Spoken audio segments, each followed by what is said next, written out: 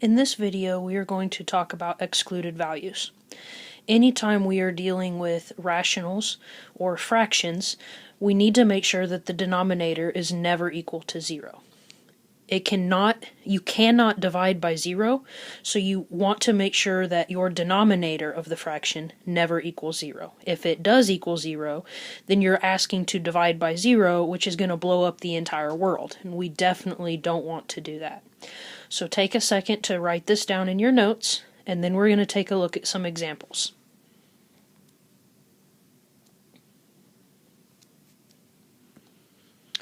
Okay, looking at this example, if we have 64a squared being divided by 72a cubed, what we're going to do is our first step, we're going to set the denominator equal to 0. So step 1 is always going to be to go ahead and set your denominator, I'm going to abbreviate that, denom, equal to 0. That is what we don't want to happen, so if we set it equal to that, then we will be able to find the values of our variable that would make that be true. So once we've set it equal to 0, so we're going to take our denominator, 72a cubed, and set it equal to 0. Step 2 is going to be to go ahead and solve that equation. So to solve that, that means we want to get the a by itself. Right now, what's preventing the a from being by itself is that 72. So we're going to divide by 72 on both sides. When we do that, that 72 divided by 72 is going to cancel out to equal a 1, which leaves us with an a cubed on the left, and 0 divided by 72 is 0. Now what's preventing that a cubed, or that a from being by itself, is that cubed. How do you undo a cubed? You take the cube root. So we're going to take the cube root of both sides of the equation. When we do that, the cube root and the cube cancel each other out, leaving us with, on the left, an a is equal to, and the cube root of 0 is equal to 0. So once you have solved it, step 3 is going to be to write your final answer.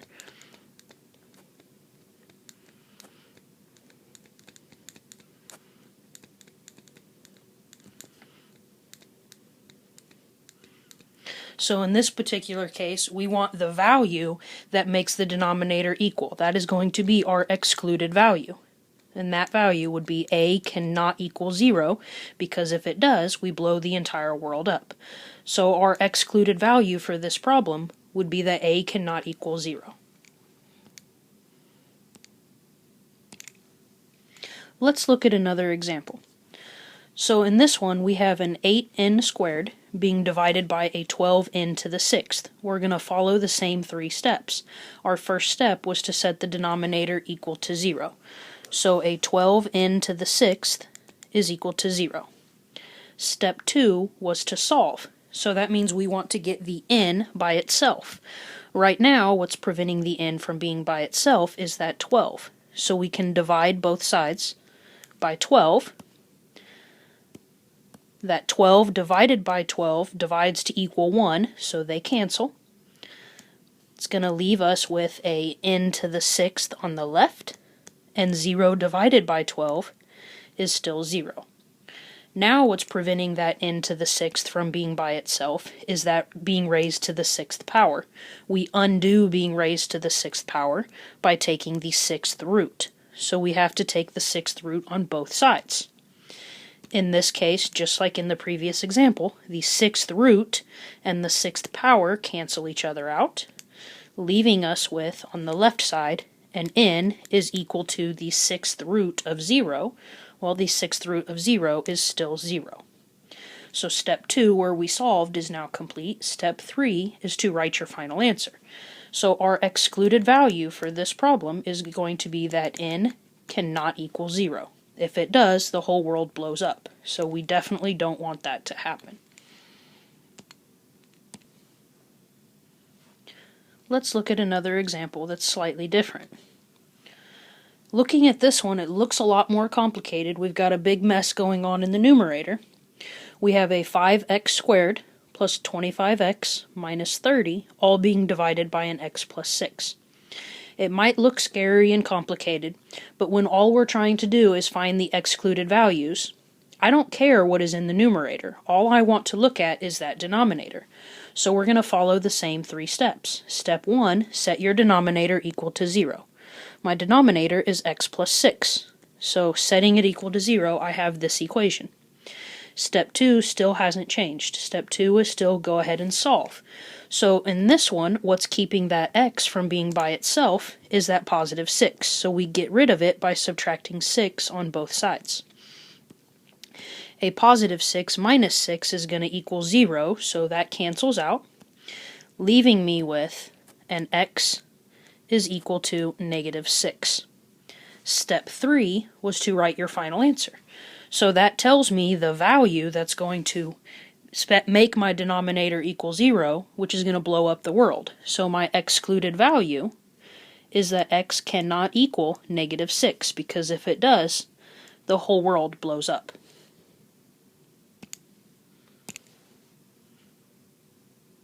Let's look at another example. In this example, we have a p plus 2 being divided by 7p squared plus 11p minus 6. Now this one is a little bit more complicated than the previous ones because we have more going on in the denominator. So if we look at this one, this is one of our factoring cases. We need to factor this quadratic where our a isn't a 1. So this is where we're going to take our a times c. So I'm going to change color just to show us what's going on here. So I'm going to take that a, that 7, and I'm going to multiply it by that negative 6. So I have a 7 times a negative 6, which is going to give me a negative 42. Now that we do that, this is where we are going to go ahead and list our factors that multiply together to give us a negative 42, but we want them to add together to give us this middle term. So I'm going to go ahead and just start listing my factors. There's a negative 1 and a 42, a positive 1 and a negative 42. Both of those multiply together to give us a negative 42, but they're not going to add together to give us an 11. So let's find some more factors. There's a negative 2 and a 21. A positive 2 and a negative 21. Still, neither of these are going to add together to give us a positive 11. So let's look for some more factors. There's a negative 3 and a 14, a positive 3 and a negative 14.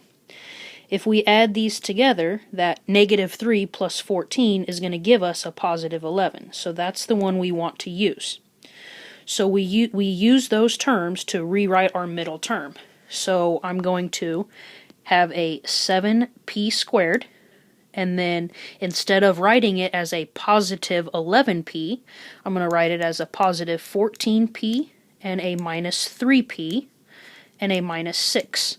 I do this so that now I can factor by grouping. So if I look at the first two terms, I can factor out a 7 and I can factor out a p. That would leave me with a p plus 2. And if I group the next two, I can factor out a negative 3, leaving me with a p plus 2. If we did this correctly, these factors right here should be the same. They are, so we can factor them out. We have a p plus 2, and we have a 7p minus 3. So that was how my denominator factored out. So I'm going to go ahead and rewrite that in my original problem here. We have a p plus 2 at the top. In my denominator, I now have a p plus 2, and I have a 7p minus 3. When we look for our excluded values, what we do, same 3 steps. We'd set it equal to 0. So setting my denominator equal to 0, I have that a p plus 2 times a 7p minus 3 is equal to 0. If two things multiply together to equal 0, then I can use the zero product property that tells me to set either one of them equal to 0 and solve. So I have a p plus 2 equals 0, or I have a 7p minus 3 is equal to 0. So we have to solve both of these. If I look at that first one, that p plus 2 equals 0, what's keeping that p from being by itself is that positive 2. So we're going to subtract it on both sides. That is going to leave me with a p is equal to negative 2.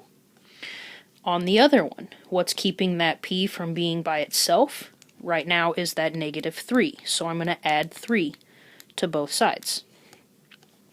That is going to then leave me with a 7p is equal to 3.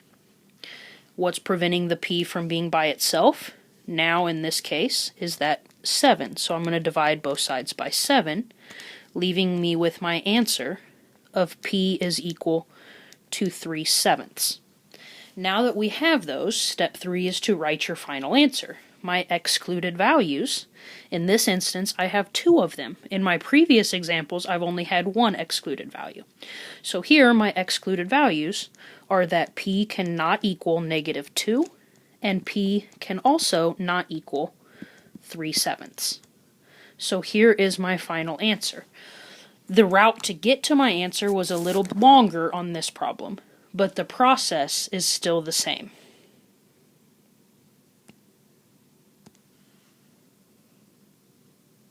Let's look at another example. In this example, we have a 12x minus 24 being divided by 48. If we're trying to find our excluded values, we got to set our denominator equal to 0. In this particular problem, my denominator is just the number 48. Does 48 equal 0? No. Is there any way that 48 is ever going to equal 0? The answer to that is no. So since my denominator is never going to equal 0, I don't have to worry about it. I would have no excluded values. In no world does 48 ever equal 0. It never equals 0. Therefore, we have no excluded values.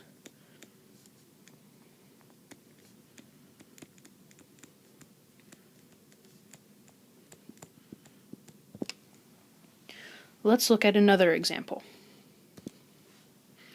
In this example, we have a 6x squared plus a 6x, all being divided by a 15x squared minus 15x. So again, what we're worried about is if the denominator is ever going to equal 0. So if we set 15x squared minus 15x equal to 0, and then we need to solve it. So from here, we look to see what can I factor out. Well, I can factor out a 15x from both sides, leaving me with an x minus 1. Now again, I have things multiplied together to equal 0. I can use my 0 product property. So a 15x is equal to 0, or an x minus 1 is equal to 0. Now I have to solve both. That first one, divide both sides by 15.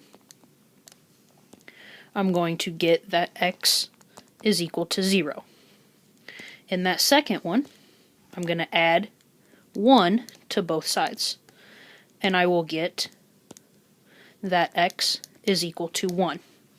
Step 3, write your final answers. So my excluded values, or the values of my variable that are going to make this problem blow up and in turn blow up the entire world, would be a 0 and a 1. So my excluded values are that x cannot equal 0 and x cannot equal 1.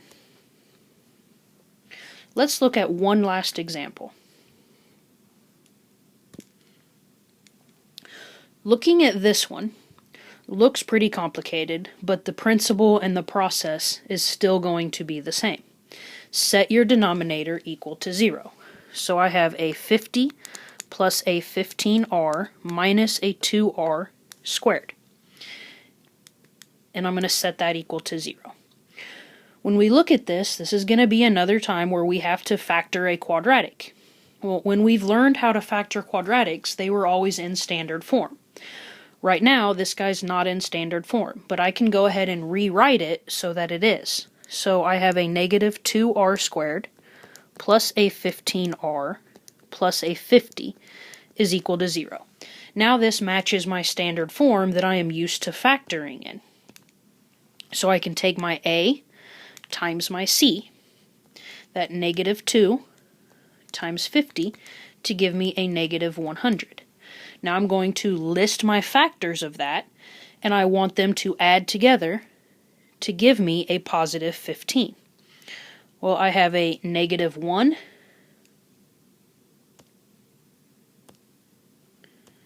and a 100, or I have the other way, a 1 and a negative 100. Another option would be a negative 2 and a 50, or a positive 2 and a negative 50, none of which are going to add together to give me 15. Or I would have a negative 4 and a 25, or a positive 4 and a negative 25.